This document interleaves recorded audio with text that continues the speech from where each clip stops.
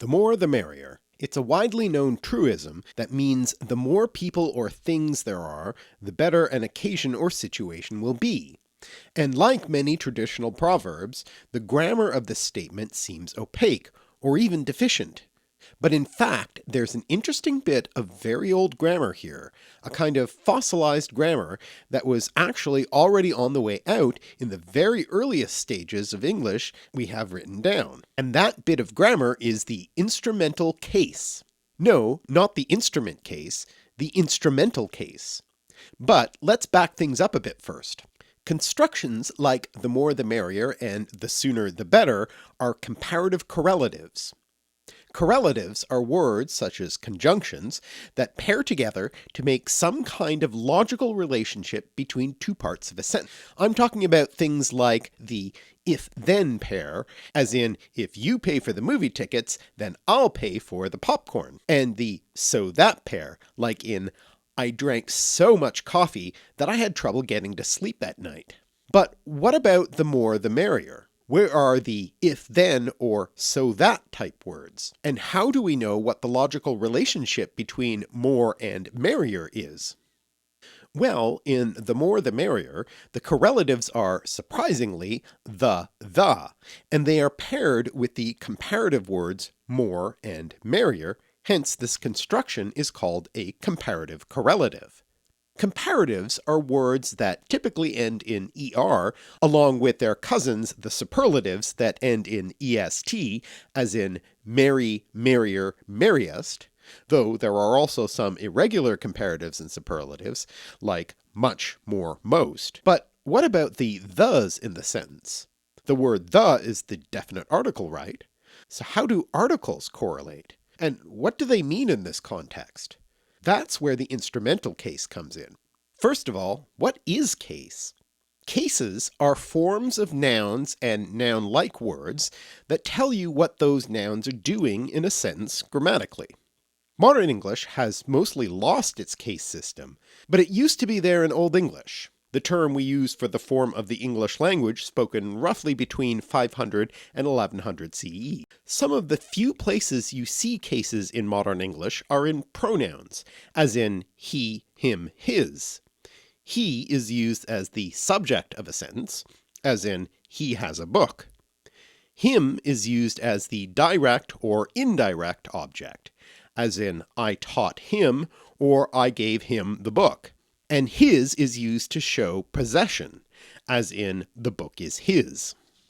So he is the nominative case, his is the genitive case, and him is the objective case. That last case is a combination of what used to be two distinct cases in Old English. The dative case for the indirect object, with the Old English form him, and the accusative case for the direct object, with the Old English form hina.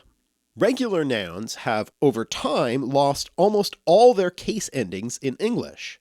The one place modern English nouns do show case is for possessions, with the apostrophe s ending, as in the writer's book, which in Old English would be das Writeres Bok, with the apostrophe in the modern spelling showing that a vowel has dropped.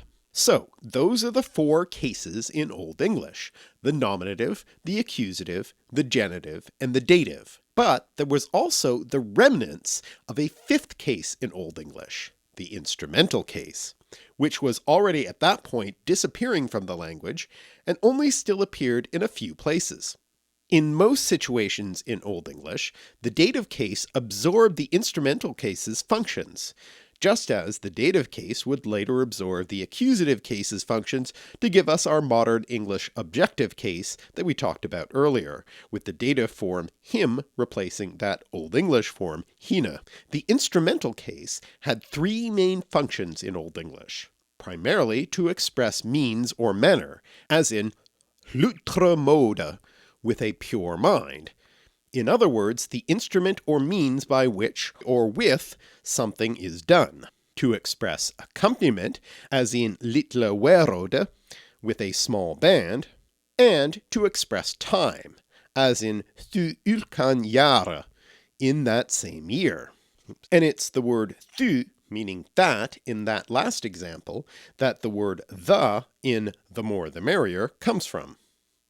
The Old English form thu is the instrumental case of the demonstrative se, that, seo, which means that. We get the modern English demonstrative that from the middle form there, the neuter nominative form. We also get the definite article the from this Old English demonstrative. But for our purposes right now, it's the instrumental form thu that we're interested in, because, just as in modern English, this instrumental form was used as a correlative with comparatives, as in this sentence from an Old English riddle. Heo havde soisle soulas, suna un d'autre, thu heo soi dude. Meaning, by so much as she did so, she had so much the less of her own dear ones. And yes, the word las means less, and yes, the word less was perfectly correct to use with count nouns like that, even though some language pedants might insist that it's a mistake and you need to use fewer. But look, there it is in Old English, and it survived to this day. But getting back to the point, the Old English correlative construction thu, just like the modern English construction the, literally means more by that much, merrier by that much in our phrase. As for the proverb the more the merrier itself, it has a long history, first attested in the 14th century poem Pearl. Among us comes nuthra strotna strith, but uchon enle we wolda were a fief. The more the merrier, so God may bless. Meaning, among us comes neither wrangling nor strife, but each one separately we would wish were 5. The more the merrier, so God bless me. But there are a few other fossilized remains of the instrumental case in modern English, which will make it clear what the clausal structure of the more the merrier actually is. In addition to the demonstrative adjective and pronoun se, that, seo, meaning that, Old English also had a demonstrative meaning this, theos, from which of course we get the modern English word this. The instrumental form of this demonstrative is thus, which produced the adverb thus, giving us thus in modern English. This makes sense when you think of the literal meaning of the instrumental form of this demonstrative, by or in this way, hence thus. Similarly, Old English had an interrogative pronoun and adjective, what, from which we get modern English who and what. But the instrumental form of this is hui, which is also an adverb meaning why, giving us the modern English word why. And again, the literal meaning of the instrumental makes the sense clear. In what way or why? Indeed, this highlights the general principle of Old English deriving adverbs from instrumental forms. And that's why the structure of the sentence the more the merrier can be described as 2 correlated adverb clauses, with the verbs ellipsed away. By that much more there are, by that much merrier it is. So, the thes in this sentence aren't definite articles after all, but adverbs. And this just goes to show that sometimes the smaller the details in language, the more surprising their history.